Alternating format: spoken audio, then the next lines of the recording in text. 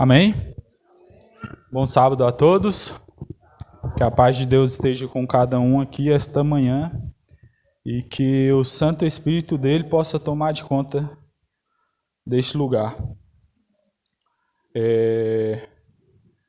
Tem uns tempos aí que o Johnny está tentando marcar comigo e nunca dava certo, né?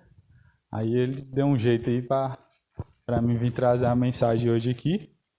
E essa mensagem eu fiz ela... Foi basicamente uma troca de ideias, né? Entre eu, minha irmã, minha mãe e a gente conversando. E aí eu consegui formular essa mensagem desta manhã. Primeiramente fiz ela no parque, depois na central e agora aqui. Então a Mineia, quero pedir licença, né? Pode ser que ela já tenha ouvido esse sermão. Mas enfim, quando eu era menor, eu acho que todos aqui tem algum parente, amigo, vizinho que vocês, quando se juntava com essa pessoa, dava problema. Vocês têm alguém assim na vida de vocês? Um amigo, sempre dava problema. E eu tinha um primo meu primo chamado Renato.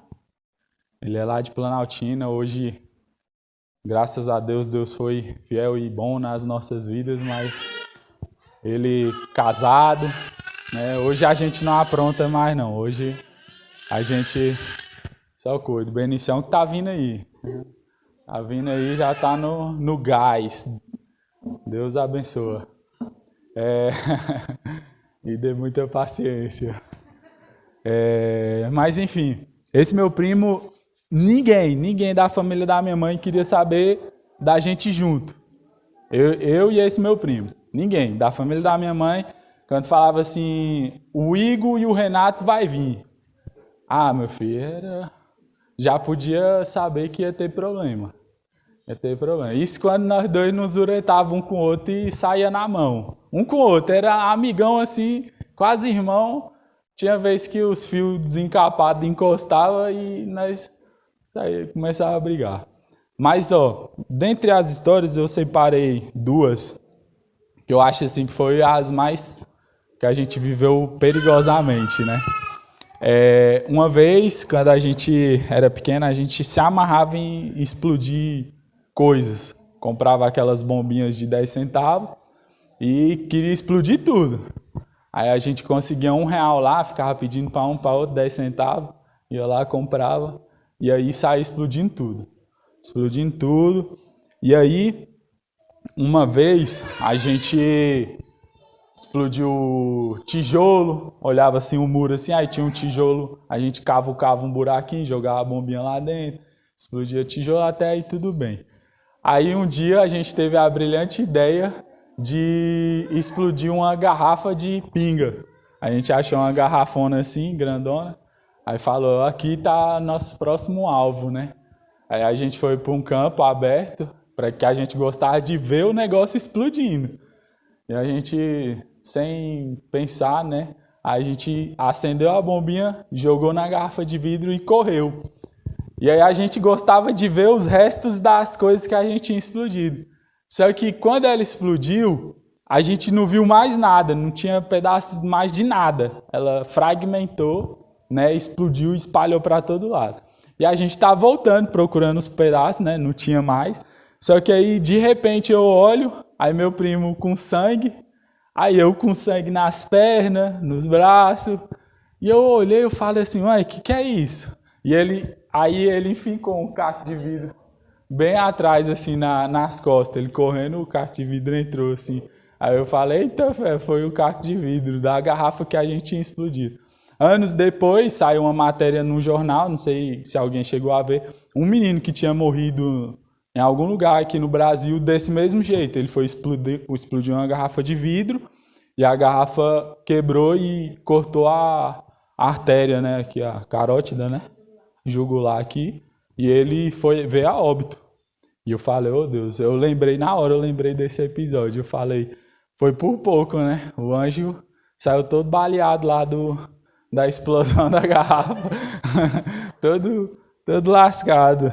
E aí teve um outro episódio que a gente tava pegando manga, subimos no pé de manga, tava eu, esse meu primo, e um de brinde, um sobrinho da minha tia, não era nada nosso, era sobrinho da minha tia. Aí esse meu primo tava lá no altão, eu tava mais embaixo, e esse outro tava no meio do pé de manga. E esse meu primo viu o que na árvore, irmãos? O que vocês acham que tinha lá naquela árvore? Um caixão de marimbondo, assim, ó, grandão, lá em cima, assim, pertinho. Aí ele arrancou uma manguinha daquelas novinhas assim, tacou em mim, aí ele acertou. Aí eu olhei pro alto, né? Aí ele falou. Aí eu falei. Aí ele pegou, né, como...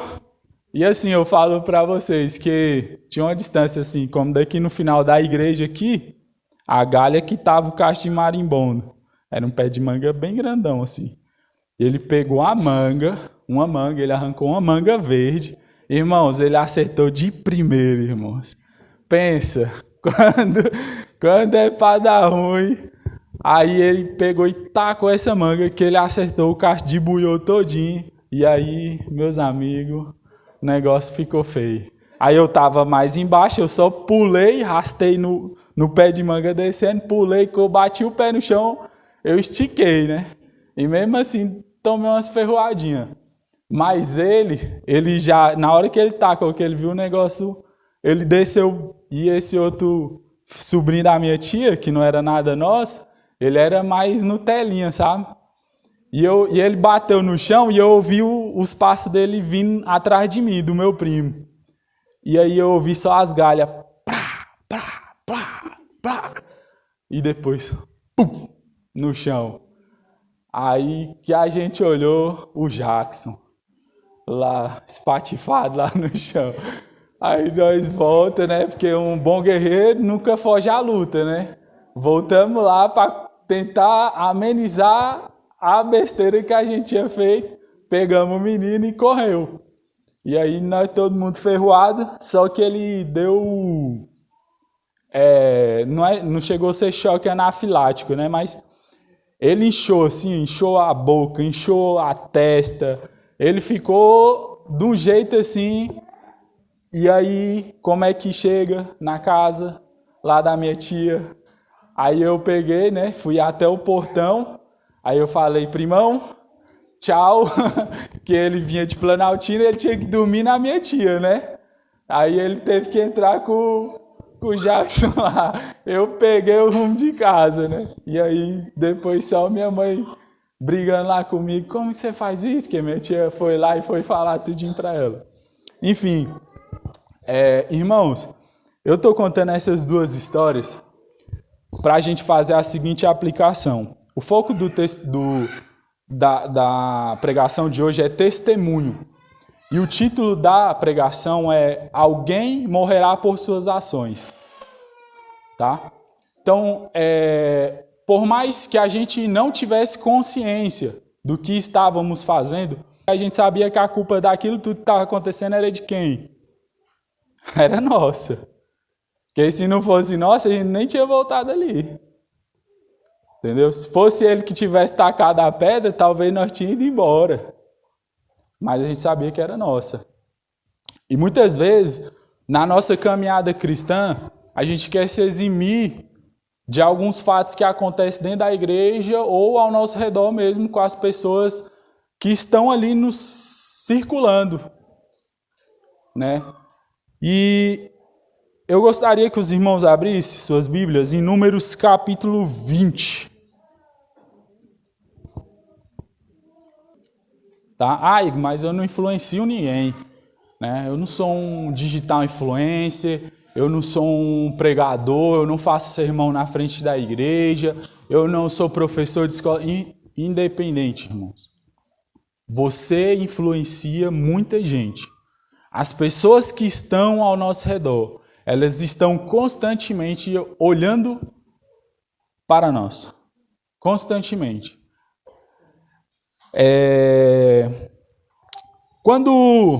E aí, tem algumas questões que eu gostaria de abordar com vocês antes da gente entrar no texto principal. Quando a gente olha do Êxodo até o Deuteronômio, tem um personagem central. Quem é? Quem é? Moisés. Moisés é o personagem que mais se destaca ali de Êxodo até o Deuteronômio, né? Porque posteriormente Josué assume e aí Moisés finda sua carreira ali. Mas Moisés ele se dstaca.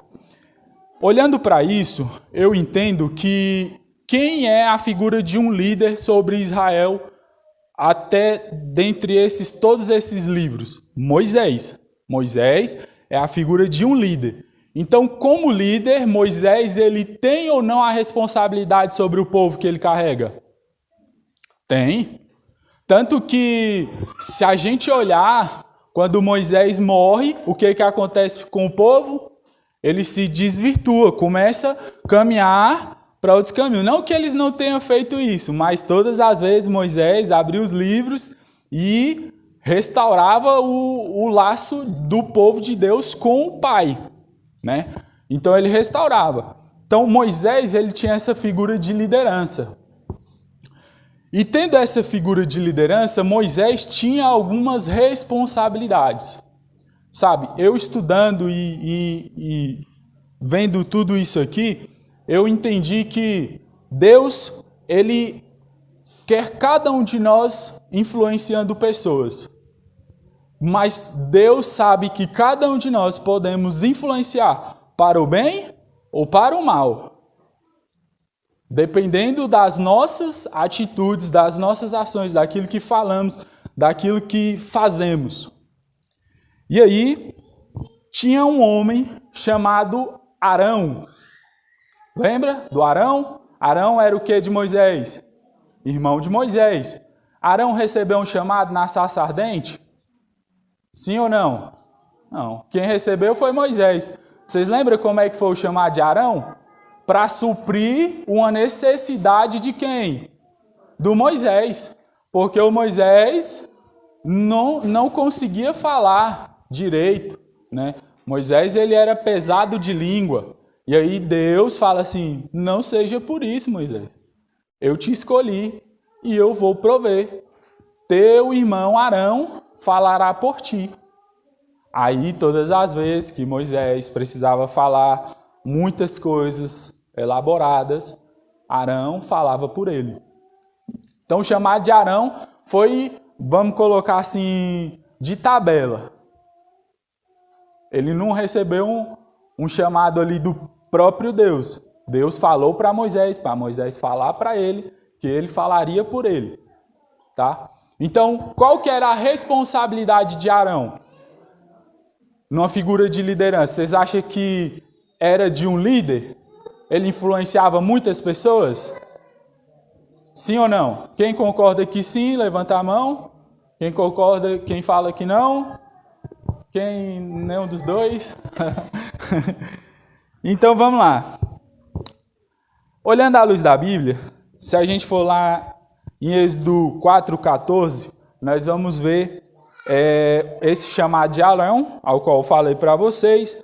Em Êxodo 28:1, a gente também vai ver que quando Moisés sobe, que ele desce ao monte, também Arão também executou uma figura de vice-líder. Ele era tipo como fosse um co-comandante de Israel, um segundo no mandado ali. E Êxodo 32:4 também fala sobre a questão de Arão ser o sacerdote, né? Que aí ele foi nomeado sacerdote, levita e tal. Irmãos, por que o povo de Israel estava falando isso aqui? E esse aqui é um negócio que eu acho engraçado. Todas as vezes que o povo de Israel se encontrava num mau bocado, o que eles falavam? Isso daqui. Porque eles preferiam estar onde?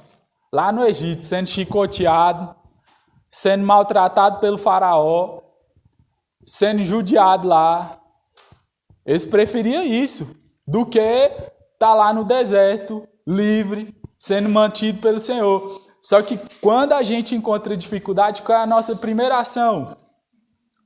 Reclamar, externar aquilo, né? E aí, eles jogavam essa culpa em quem? Em Deus, vocês acham? Era em quem? No Moisés. Porque Moisés era representante da figura de Deus aqui nessa terra. E aí a gente aplica isso para a gente. Nós somos representantes da figura de Deus aqui neste mundo. E muitas vezes as pessoas, com as suas frustrações do dia a dia, dos seus problemas, ela vai querer descontar em quem, irmãos? Na gente. Muitas vezes, irmão. A gente não está isento disso. Só que muitas vezes, aí a gente volta para o texto. Moisés havia prometido para esse povo uma terra que mana leite e mel. Moisés havia prometido uma terra que mana leite e mel. Moisés até este momento está entregando o quê? Uma terra seca, árida e sem nada. Que era o deserto. Era o deserto. Eles eram mantidos por Deus, irmãos. Por Deus, porque o deserto não tinha nada. E aí, além de não ter nem comida, agora não tinha água também. Então nós vamos morrer de fome e de sede. E Moisés falou que era uma terra que manava leite e mel. Nós vamos morrer agora de fome e sede. O que a gente faz com esse Moisés? O que vocês acham, irmãos? E aí o povo começou a reclamar e murmurar. E aí Moisés, imagina aí, o censo, eu tinha anotado aqui, o censo antes desse texto era de 184 mil homens, tá? O censo de Israel, juntando as 12 tribos. 184 mil, irmãos. Santo Antônio tem 88, último censo? Quantos? 100? 105? Então vamos lá. Santo Antônio tem 105 mil pessoas. Israel tinha 184 homens no censo. Imagina-se aí que se você pegar dobrar aí, teríamos 368. 368. Se dobrasse um número, colocando as mulheres e crianças, vamos dobrar. 368 mil pessoas, irmãos. Reclamando com Moisés. Descontando as suas frustrações com Moisés. Vocês acham que Moisés ficou tranquilo, feliz? Meus irmãos, calma. Eu vou resolver, Deus vai resolver, tenha calma. Irmãos, Moisés também ficou extremamente frustrado, irado. Porque, irmãos, quando nós somos contendidos por alguém, a gente também, como ser humano, a gente quer descontar aquilo em alguém ou em algo. Aí tem gente que vai para a academia, né, para tirar o estresse. Tem gente que faz meditação, né? Tem gente que mais? Tem gente que faz acupuntura, né? Paga uma sessão de massagem. Mas o Moisés, coitado, irmãos, aquele tanto de gente reclamando com ele. Aí ele recebe uma mensagem de Deus. Irmãos, Moisés, ele recebe a mensagem que ele deveria falar com a rocha, né? No espanhol, hablar. Habla com a rocha, né? E aí, Moisés chega lá e ele faz o quê? Bate na rocha. Depois de ter gritado com quem? Com o povo. Como se fosse poder dele. E aí, ele fere a rocha por 2 vezes. Né? E eu até conversando com a minha mãe e com a minha irmã, e eu falando assim, eu acho que o Moisés, ele fez igual tem vezes que eu faço, né? Eu vou pensando numa coisa, quando eu chego no lugar eu mudei, eu inverti as coisas. ele foi pensando assim, fala com a rocha, depois você bate no povo. E ele foi no caminho, fala com a rocha, depois bate no povo. E aí quando ele chegou lá, ele inverteu as coisas, né? E aí ele bateu na rocha. E a rocha, ela saiu água ou não? Saiu. Ela saiu água, porque Deus falou que ia ter água ali. Mas não era para ele fazer daquele jeito. E agora eu entro no ponto em que eu queria chegar com a igreja. Esse problema todinho aí era culpa de quem? Que aconteceu? Culpa de Moisés, certo? Ele bateu na rocha, então ele recebe ali uma certa culpa. Quem que foi rebelde à palavra do Senhor lá em Meribá? E aí aqui a culpa cai sobre quem? Arão. A culpa era de Moisés. Mas agora quem vai morrer? Quem é que vai morrer, irmãos? Arão. E aí eu falo assim, rapaz, Arão não tinha nada a ver com a paçoca. Será? E aí, eu conversando ali com a minha mãe, com a minha irmã, eu falei assim, rapaz, se fosse minha irmã e eu fosse o Arão, ela estava enrolada. Ela estava enrolada. Eu ia dar uns cascudos nela e falar, tá vendo, agora eu vou morrer.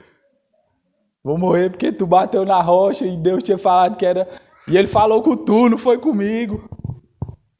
Né? Eu já fico danado da vida quando eu dou conselho para ela ou para alguém e a pessoa tá nem aí pros conselhos e aí vai quebrar a cara e depois vem fala assim, aconteceu isso e isso, já passou por isso, irmãos? Porque eu não fiz... Rapaz, eu não segui, agora eu tô passando por isso. Aí dá vontade de falar, vai, eu não avisei. Né? No nosso coração dá vontade. Mas agora Arão, ele vai morrer. Aí Arão, ele vai morrer. Uai, mas isso aí tá errado, não tá não? Irmãos, eu não questiono os desígnios de Deus. E aí eu fui procurar, falei assim, mas por que será? Por que tem que acontecer isso? Será que isso pode se aplicar na minha vida? Porque, irmãos, que às vezes as pessoas que estão ao nosso redor, elas criticam Deus por algo que a gente já fez algum dia. Sabe? E aí, eu fiquei martelando isso na minha mente. Vamos abrir nossas Bíblias em 1 Coríntios 10, 30, para que sejam salvos. Então, Paulo, ele fala que ele não buscava os próprios interesses, mas que ele fizesse algo para que todos que estão à volta dele fossem salvos. Pois bem, Romanos 14, 13. Irmãos, a gente não tem que ficar julgando uns aos outros. Então ninguém pode apontar para ninguém. Mas eu tenho que olhar para mim e evitar que os meus erros atrapalhem o percurso do irmão, do outro, do meu próximo. Então Paulo está falando assim, olhe para você, irmãos. Olhe, avalie-se. Fala, será que minhas atitudes estão afastando o meu irmão da igreja? Será que aquilo que eu falo está levando ele para longe de Deus? Será que aquilo que eu faço está fazendo com que o meu irmão deixe de congregar? Porque muitas vezes a gente prefere falar assim, aquilo é um incircunciso. Nunca aceitou Cristo verdadeiramente na vida dele. E está querendo botar a culpa em mim. Sabe, irmãos? Muitas das vezes, isso daqui foi resposta a alguns questionamentos que eu tinha a respeito das minhas atitudes, daquilo que eu fazia, daquilo que eu dizia. Irmãos, Paulo ele fala, não sirva de pedra de tropeço para o seu irmão. Atos 20, verso 28. O valor dos filhos de Deus foi pago com o sangue de Jesus Cristo lá na cruz. E quando Paulo fala isso aqui, quando escreve isso daqui, ele está falando para os anciãos, para os pastores, para os líderes de ministério, irmãos? Não, ele está falando para toda a igreja. Todo mundo é responsável pelo rebanho de Deus. Não é só o pastor, não é só o ancião, não é só o diretor do desbravador. É toda a igreja. Então todos nós somos responsáveis pela salvação do nosso irmão. Quando nós não servimos de pedra de tropeço, irmão, você já está fazendo muita coisa. Quando nós não servimos para atrapalhar o meu irmão, nós já estamos fazendo muita coisa. E aí a gente volta lá, em Números capítulo 20. Aqui no meu emprego eu não sou tão influente não. Eu falo no máximo aqui com 1, 2 pessoas. Arão podia até pensar assim. Mas todo o povo de Israel, toda a casa de Israel chorou por ele. Irmãos, não foi 1 ou 2 dias. Foram 30 dias. 30 dias, todos choraram. Então quer dizer que Arão tinha uma influência sobre toda a casa de Israel. Irmãos, quando a gente olha para isso aqui, a mensagem foi para quem, irmãos? Essa mensagem que Deus deixou aqui? Para todo o povo de Israel e para a gente hoje. Porque Deus, ele queria dizer o seguinte, irmãos. Quem pecou? Quem bateu na rocha? Moisés. Mas quem estava ao lado de Moisés, observando Moisés? Arão. Irmãos, quando a gente para pensar nisso daqui, a gente vê que Moisés agora, ele está olhando para si e falando assim, meu irmão vai morrer por minha culpa. Por minha culpa. E aí, não obstante, Moisés tem que levar quem para lá para o monte? Eleazar, que era filho de Arão. E aí Arão morre, Moisés, Deus incumbe Moisés de despir Arão e vestir as vestes em Eleazar. Porque, irmãos, imagina Moisés agora executando toda essa ação, executando isso daí. Imagina a mensagem que Deus transmitiu. E eu fico maravilhado quando eu vejo esse tipo de mensagem na Bíblia. Quando a gente estuda Oséias, por exemplo, a gente vê que Oséias executa uma mensagem através da própria vida dele. E aqui nós estamos vendo uma mensagem executada através da própria vida de Arão e Moisés. Vocês amam... Quem é que tem irmão aí? Vocês amam ele, né? Eu espero, pelo menos isso, irmão. Irmãos, como você se sentiria sabendo que seu irmão está morrendo por sua culpa hoje? Por algo que você cometeu lá no passado. Você teria coragem de olhar no rosto do seu pai ou da sua mãe, ou no rosto dos filhos dele? Eu não tive coragem de entrar nem lá na casa da minha tia para entregar o menino todo ferroado de maribondo. Deixei no portão e fui-me embora.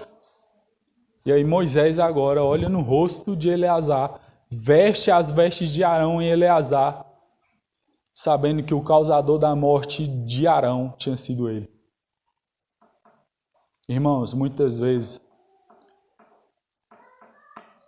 tem pessoas ao nosso redor que estão a nos observar. Às vezes a gente acha que não está exercendo influência nenhuma na vida das pessoas. Mas é exatamente ao contrário. Pessoas para te observar tem montes. Irmão. E se você executar a mensagem de Deus conforme tem de ser, se você fizer a vontade de Deus conforme tem de ser, irmãos, as pessoas serão salvas pelo teu intermédio. Agora, se você que se diz cristão, se nós, eu, que me digo ser um cristão, não executo aquilo que Deus me pede, como Ele me pediu, irmãos, pessoas perecerão. Não é só pelo meu cargo de liderança, ou algo que eu faça parte de algo dentro da igreja. E mesmo que eu não fizesse parte de nada, irmãos, só viesse da minha casa, entrasse, sentasse, assistisse, ainda assim eu executaria um cargo de liderança na minha casa.